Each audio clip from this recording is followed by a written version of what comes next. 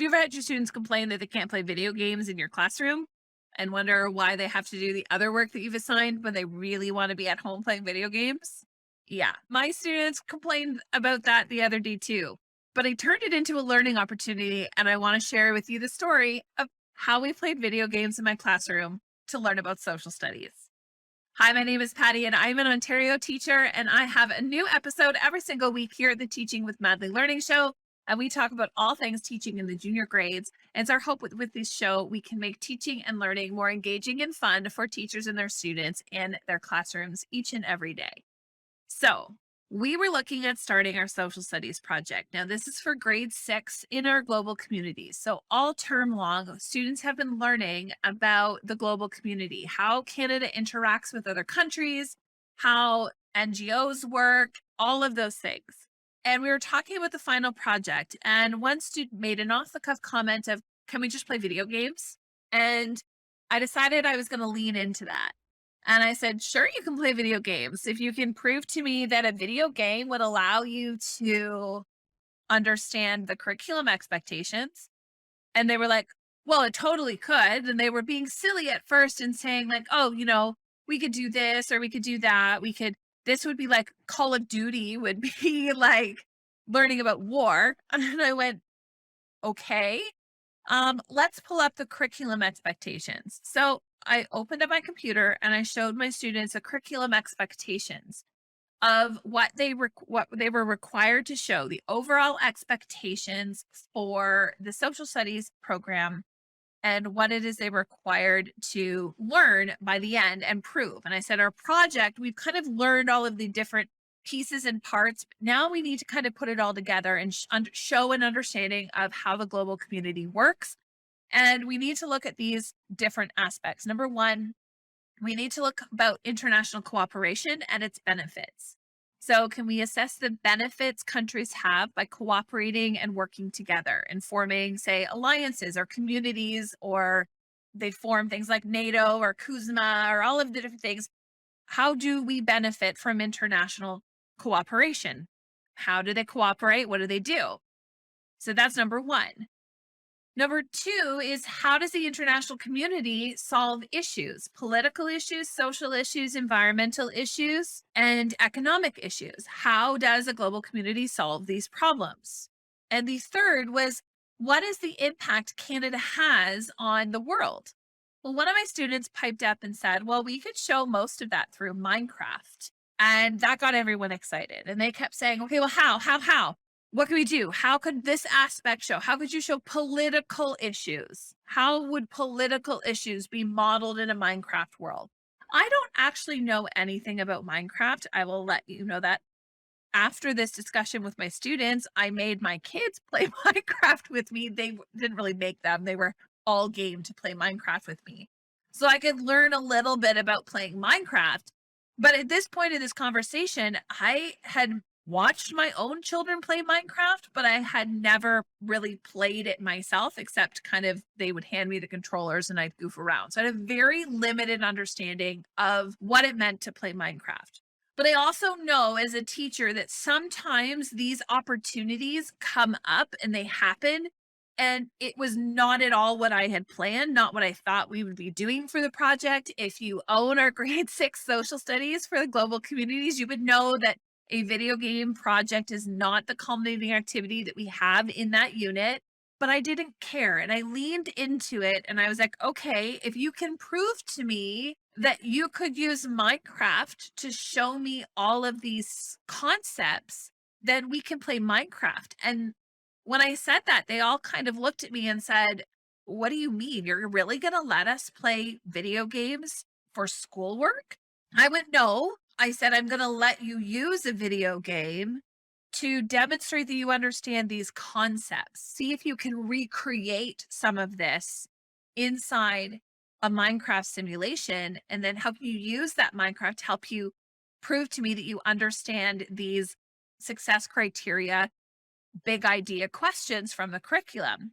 So I gave them some time to brainstorm how a Minecraft world would simulate political issues, how a Minecraft world would simulate economic or environmental or social issues amongst members, how we would somehow model international cooperation, how we would model impact about how one country has an impact on another country.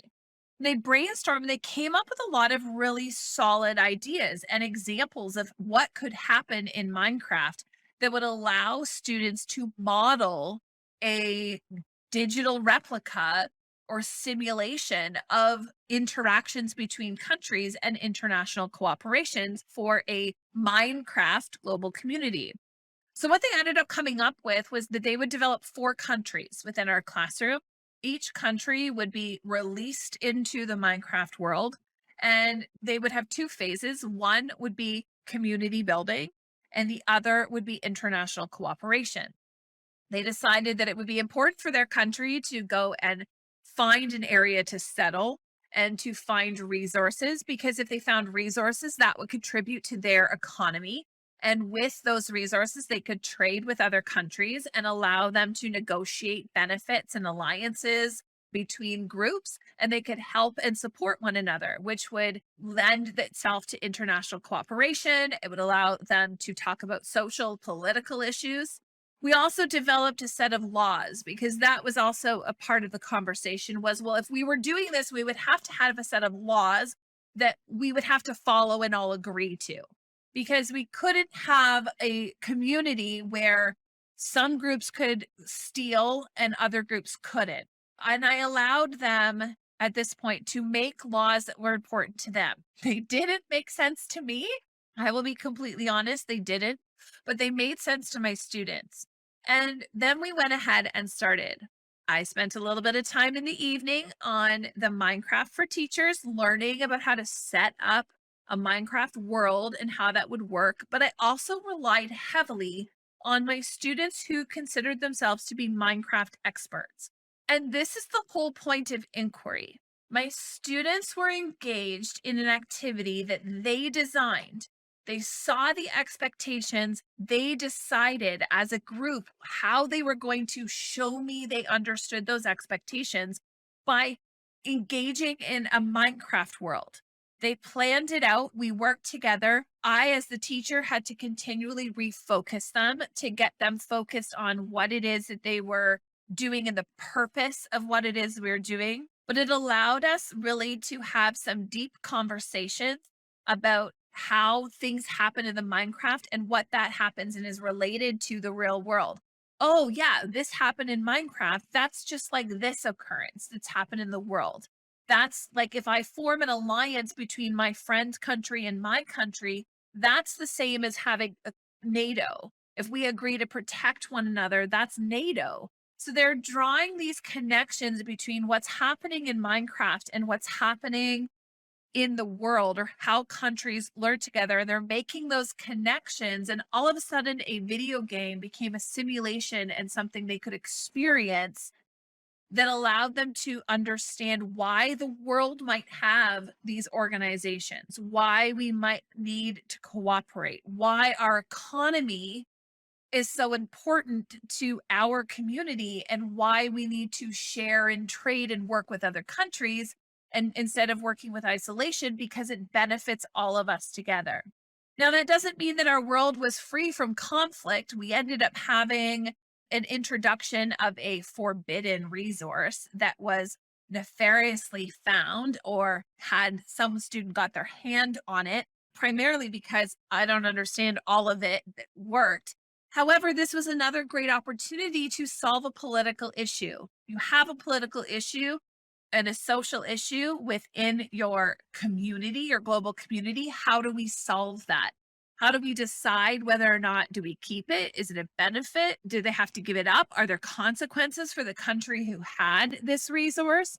What do we do to control resources that we as a global community deem inappropriate to have? These again were great conversations that allowed my students to see why we would want to control nuclear weapons, why we would want to make sure that we have countries that are haves and countries that are have nots, why we would want to balance that out and be able to communicate with each other what is in the benefit of everybody, why it might not be fair that one country had all of this amazing resource and all of the other countries did not. They had an unfair advantage, and how do we equalize that? All of those conversations are happening in the classroom because I listened to an offhanded conversation about can we play video games in the classroom and leaned into it.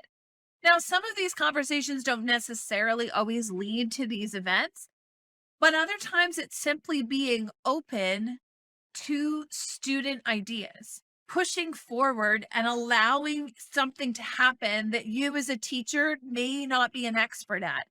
I am certainly by far an expert at Minecraft. My students continually joked how bad I was at moving my little person around, how I keep bumping into walls, and they would get frustrated if they had to watch me on the screen do something because they were much faster and much more capable. But putting them in the leadership position, putting them in the position that they are driving that purpose, it was a much more engaging activity for students. And they still cannot believe that I actually allowed them to use Minecraft in the classroom. I had the 7s and 8s in the school going, "Did you really let your class play Minecraft for school?" And I went, "I absolutely did." And it worked. Now, going from there, one of the things I would probably focus on is more adherence to the reflection piece and the connection piece, and making sure that students were really drawing those connections independently. They were drawing those connections orally when we were having class discussions, but in their independent reflection journal, the connections that they were drawing were very simplistic. So I would have dug deeper or perhaps done some guided instruction during this and had a group come over and maybe sit out of the play for that day to have a smaller discussion about what was happening and what was going on and how that connected. So going forward, if I ever did it again, I think there'd be some things that I improved. But one thing I did learn is that it is important sometimes to lean in. It's important sometimes to take those sparks, those comments to the side, and give students the power to make a decision about how and what they're learning. Make them decide how they're going to show you what they know. Let them use their passions and their expertise as evidence of learning and knowledge and understanding, because sometimes the benefit that you get from being able to do that is tremendous. If you'd like to see an outline of our Minecraft activity and the steps that we followed to implement it, you can go to www.madlylearning.com/Minecraft.